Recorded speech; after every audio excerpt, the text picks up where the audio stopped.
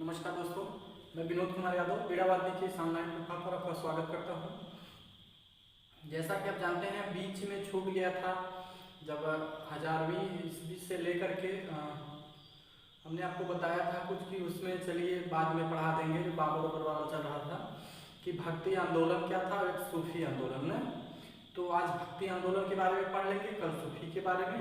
ठीक है, तो आइए देखते हैं भक्ति आंदोलन में क्या क्या है। ठीक है, लगभग 1000 ईस्वी से 1600 ईस्वी के बीच का ये मामला था।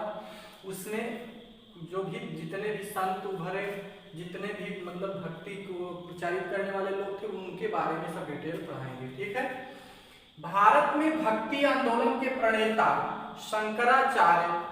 शंकराचार्य को कहा जाता है। भारत में भक्ति आंदोलन के प्रणेता शंकराचार्य।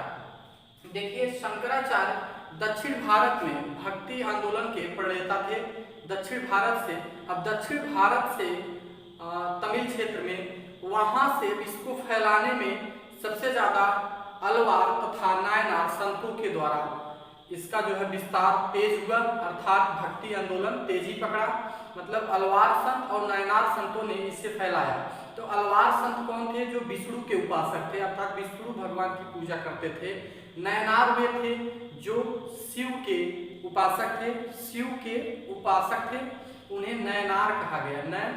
नयनार, ठीक है, उन्हें नयनार कहा गया। जो शिव के उपासक बम बम भोले वाले, वो सब क्या हो गए? नयनार। और विष्णु के उपासक अलवार कहे गए। तो अलवार और नयनार संतों द्वारा भक्ति आंदोलन तेजी पकड़ा भारत में, मतलब फैलने लगा कि भारत में और क्षेत्रों में चला गया। तो इस क्रम में कहा जाता है कि दक्षिण भारत से उत्तर भारत में भक्ति आंदोलन को बढ़ाने में मुख्य भूमिका रामानंद की थी। अब रामानंद के भी बारे में पढ़ेंगे। और एक चीज जान लीजिए कि भक्ति जो है, हिंदू धर्म में भक्ति किया जाता है। भक्ति का जो प्रमुख लक्ष्य क्या है? भक्ति का प्रमुख लक्ष्य मोक्ष की प्राप्ति होता है। जैसे उसमें बौद्ध धर्म में ज्ञान की प्राप्ति होती थी, उसी प्रकार से इसमें मोक्ष की प्राप्ति के लिए हिंदू धर्म में लोग भक्ति किया करते हैं। ठीक है, ये प्रश्न आ सकता है कि भक्ति, हिंदू धर्म में भक्ति का मुख्य उद्देश्य क्या है? तो मुख्य उद्देश्य इसका मोक्ष की प्राप्ति करना इसका मुख्य उद्देश्य है। ठीक है, तो आइए देखते हैं। अब अलवार संत जो थे उनके 4 मत हुए, बाद में 4 मत हुए। उन्हीं चारों मतों के बारे में, जैसे द्वैतवाद, द्वैतवाद ऐसे पढ़े होंगे आप। ठीक है, उनके मतलब कौन थे उसमें अलवार संत, ऐसा प्रश्न आता है। बहुत ही इंपॉर्टेंट टॉपिक है, बहुत ही ध्यान से पढ़िएगा। ठीक है, तो उस क्रम में एक चीज और जान लीजिए कि जैसे भक्ति हुआ, तो भक्ति के जो संत थे ये 2 भागों में बट गए। एक सगुण भक्ति, एक निर्गुण भक्ति। एक सगुण भक्ति, एक निर्गुण भक्ति। सगुण भक्ति में जैसे रामाश्रयी, कृष्णाश्रयी, ये सब हो गया। जो रामाश्रयी वाले लोग होंगे वो राम को मानने वाले लोग होंगे, अर्थात राम से जुड़े जितने संत होंगे वो रामाश्रयी में होंगे। कृष्णाश्रयी में जैसे मीरा उरा हुई, और मीरा उरा ये सब जो है कृष्णाश्रयी में हो जाएंगे, मतलब कृष्ण भगवान के जो उपासक थे वो सब हो जाएंगे। इसी प्रकार से भक्ति के हमने आपको बताया 2 हैं, एक भक्ति, ये एक सगुण और एक निर्गुण। तो सगुण में हमने आपको बताया 2 पार्टों में कि रामाश्रयी और ये जो है कृष्णाश्रयी।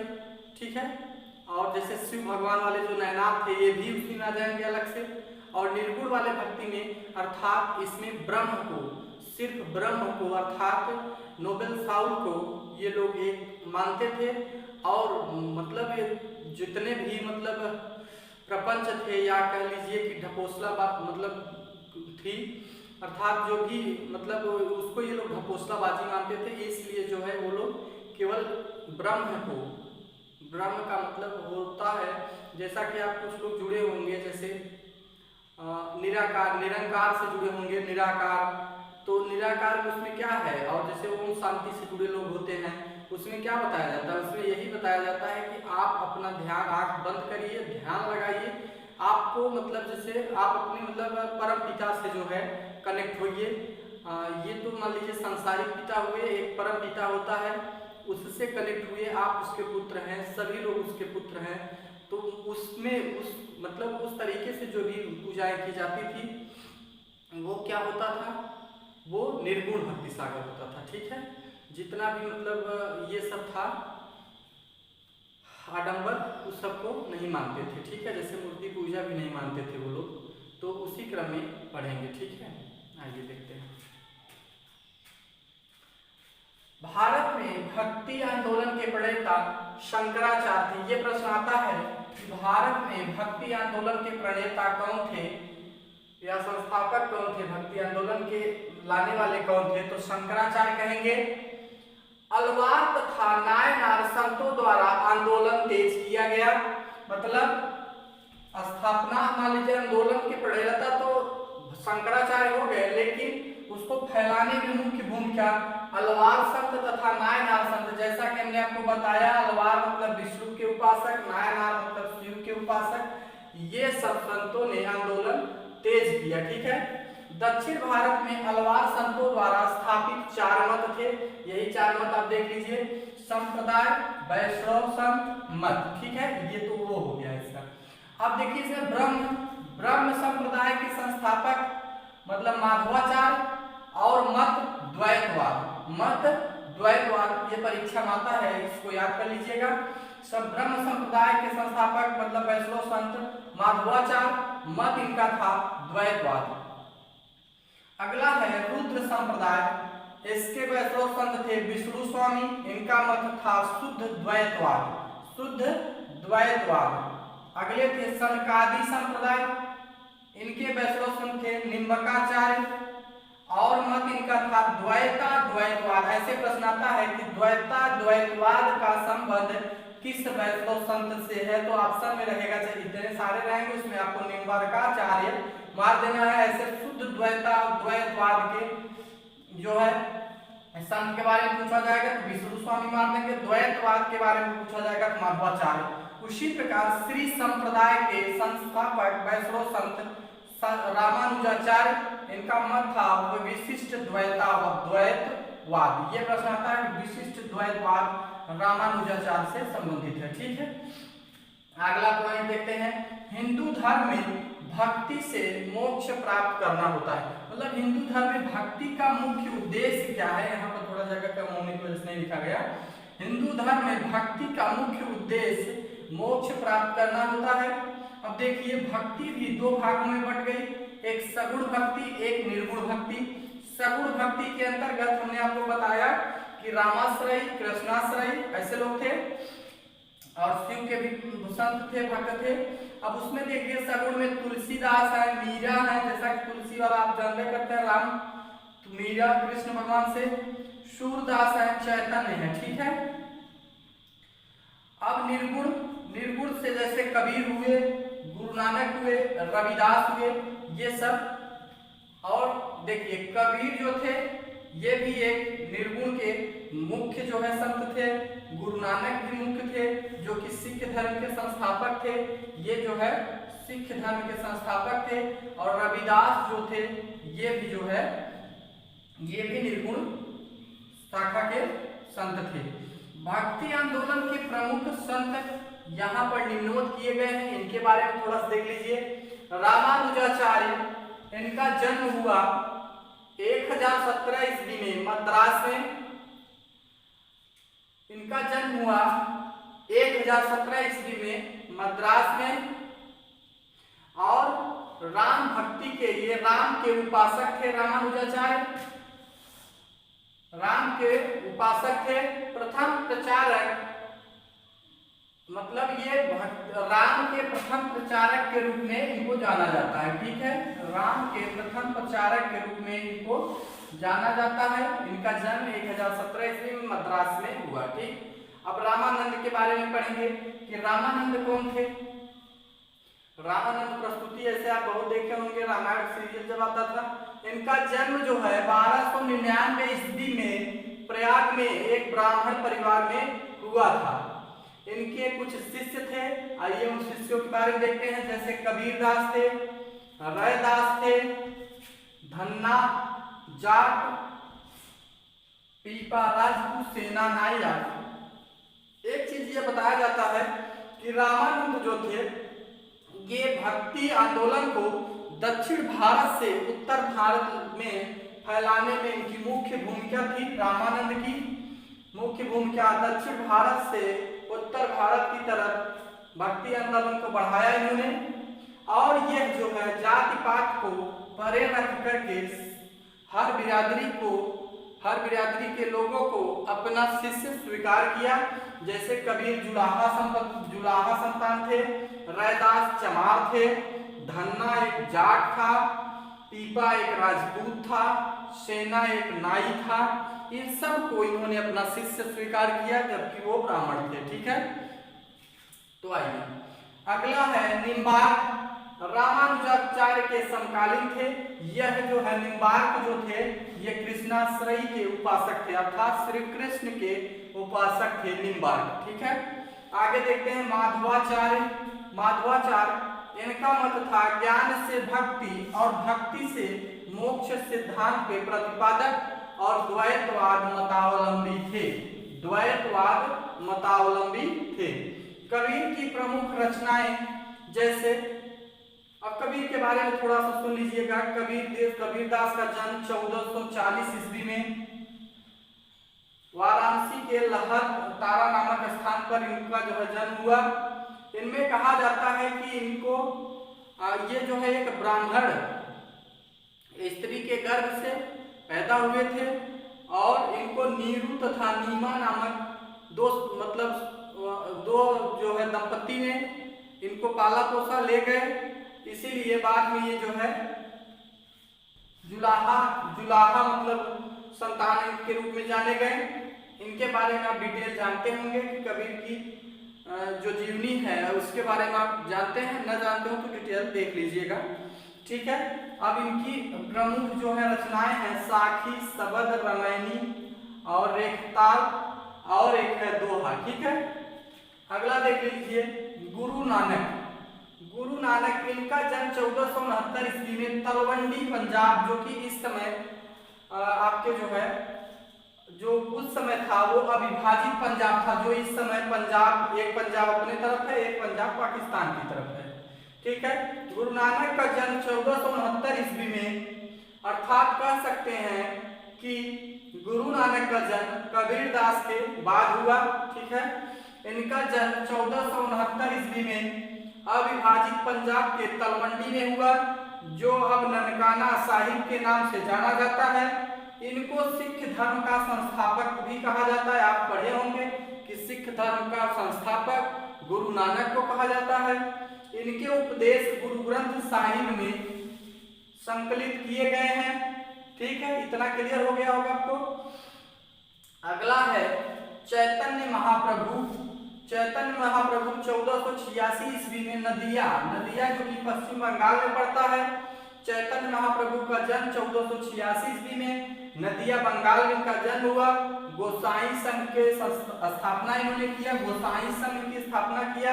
यह जो है भगवान विष्णु के उपासक थे। आइए देखते हैं आगे कुछ संत और हैं, उनके बारे में भी थोड़ा जान लेते हैं। आगे कुछ संत और हैं, थोड़ा इनके बारे में भी हम लोग देखेंगे कि और कौन कौन से संत हुए हैं। तो आइए देखते हैं, एक सेकेंड।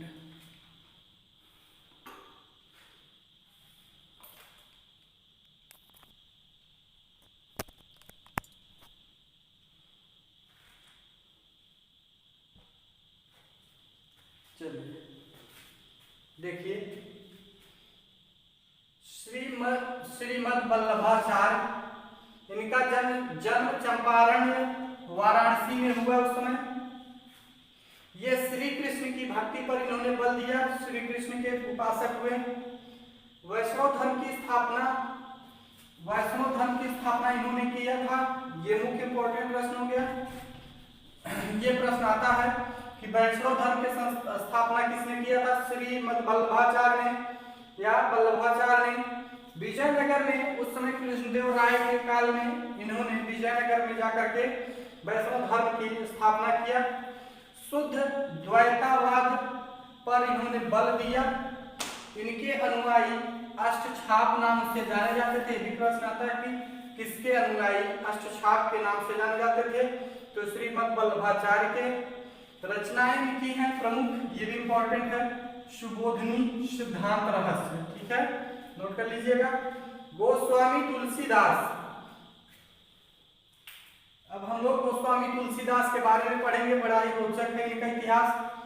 इनका जन्म 1532 ईस्वी में उत्तर प्रदेश के बांदा जिले के राजापुर नामक गांव में हुआ। इन्होंने रामचरितमानस की रचना की।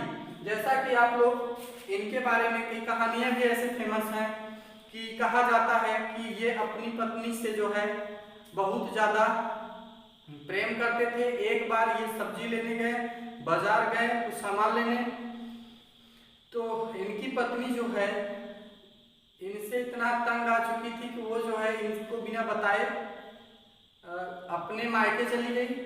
तो फिर कहा जाता है कि ये भी जो है अपनी पत्नी को मतलब आए घर पर देखे नहीं दिखी, तो वो भी जो है रात में, आधी रात में, जब बरसात का समय था और नदी उफान पर थी, उस समय जाते हैं और नदी क्रॉस करते हैं एक लाश के सहारे। एक लाश नाव, मतलब नाव बना लिए उसको, लाश तैर रही थी और उसको पकड़ करके पार गए।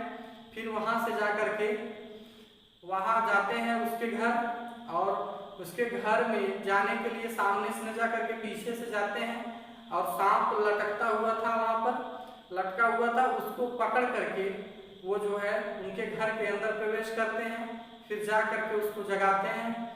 तो फिर वहीं पर जो है उसने इनको जो है ऐसा मतलब वर्ड बोला कि आप जो इस हाड़ मास और चाम के शरीर के पीछे लगे हुए हैं, अगर इतनी ही लालसा, इतनी ही इच्छा शक्ति अगर भगवान में आप लगा देते तो संभवतः आपको भगवान की प्राप्ति हो जाती, ज्ञान की प्राप्ति हो जाती, मोक्ष की प्राप्ति हो जाती। तो अब वहीं से इन्होंने अपना पूरा रास्ता बदल दिया, अर्थात स्त्री के डांटने से, स्त्री के समझाने से, कहने से, तब जाकर के इन्होंने रामचरितमानस जैसे तमाम जो है ग्रंथ की रचना किया, ठीक है। अब इन्होंने रामचरितमानस की रचना कर दी, ठीक है। अन्य ग्रंथ इनके हैं विनय पत्रिका, कवितावली, दोहावली, गीतावली, वैराग्य, संदीपनी, ठीक है। इनकी पत्नी का नाम क्या था? रत्ना। धन्ना एक भी संत थे। जन्म 1415 ईस्वी में जाट परिवार में हुआ। ये भी जो है शिष्य थे किसके? रामानंद के। वाराणसी में आकर गुरु रामानंद के शिष्य बन गए थे धन्ना, ठीक है। इनके बारे में थोड़ा जानते रहिएगा। रैदास के बारे में कहा जाता है कि ये चमार जाति से थे। ये रामानंद के शिष्य, मीरा रामानंद के शिष्य थे। ये जो है रामानंद के शिष्य थे। मीराबाई ने इन्हें अपना गुरु माना। ऐसे प्रश्न आ जाता है कि मीराबाई के गुरु कौन थे? तो रैदास थे, ठीक है। रैदासी संप्रदाय की स्थापना इन्होंने किया। यह जो है मानवीय कर्म पर जो है ज्यादा जोर देते थे, अर्थात ये कहावत इनकी आप सुने होंगे, हमार मन चंगा तो कटौती में गंगा, उसके बारे में आप सुने होंगे। अर्थात यह जूता, चमड़े के जूते बनाने का कार्य करते थे। तो कुछ लोग जा रहे थे गंगा नहाने, तो इनसे कहते हैं कि अरे रैदास आप नहीं चलोगे? तो ये वही शब्द कहते हैं कि हमार मन चंगा कठौती में गंगा, तो वही रैदास है। अर्थात इनको जो है अपने कर्म पर ज्यादा मतलब विश्वास था। कर्म के माध्यम से भी ईश्वर की प्राप्ति या मोक्ष की प्राप्ति होती है, इनको लगता था, ठीक है। तो अगला है संत ज्ञानेश्वर। महाराष्ट्र में रहस्यवादी संप्रदाय की स्थापना इन्होंने किया था, ठीक है। इनके बारे में जानते रहिएगा। संत ज्ञानेश्वर महाराष्ट्र के संत थे। एक नाथ एक थे, ये भी महाराष्ट्र के संत थे। 1533 ईस्वी में इनका जन्म हुआ। अगले संत आते हैं महाराष्ट्र के जो मुख्य संत हैं नामदेव। इनका जन्म 1270 ईस्वी में हुआ, मृत्यु 1350 ईस्वी में। महाराष्ट्र के नामी संत थे ये। नामी गिरामी संतों में इनकी गिनती होती है नामदेव जी की। प्रारंभिक जीवन में यह कहा जाता है कि ये डाकू थे। प्रारंभिक जीवन में इनके बारे में कहा जाता है कि नामदेव डाकू थे और बाद में चल करके कृष्ण भगवान के प्रबल उपासक बने। बाद में चल करके कृष्ण भगवान के प्रबल मतलब एकदम जबरदस्त वाला जो है भक्त हो गए। ठीक है, और कुछ इसमें थोड़े सा और छूट रहे हैं, उनके बारे में भी मान लीजिए थोड़ा देख लेते हैं। और तो लगभग कोई नहीं भी बच रहा है। उसमें मीराबाई है, 1498 ईस्वी में इनका जन्म हुआ, 1546 ईस्वी में इनकी मृत्यु हुई। राजस्थान की राजकुमारी मीराबाई का जन्म मेड़ता जिले के कुदुकी नामक ग्राम में हुआ था। यह सिसोदिया वंश की थी। इनका विवाह सिसोदिया वंश के शासक राणा सांगा के पुत्र भोजराज से हुआ था। मीराबाई के इष्ट देव श्री कृष्ण थे। मीराबाई ने स्वयं को राजसी ठाट बाट व वैभव से दूर रखा और भगवान श्री कृष्ण को अपना आराध्य माना और उनकी भक्ति में इतनी लीन हो गई कि अपना शुद्ध बुद्ध भी खो बैठी। बहुत बड़ी बात है। 1521 ईस्वी में मीराबाई ने मान लिया था कि उनकी शादी श्री कृष्ण से हो गई और उनकी कविताएं ब्रज भाषा और राजस्थानी में हैं।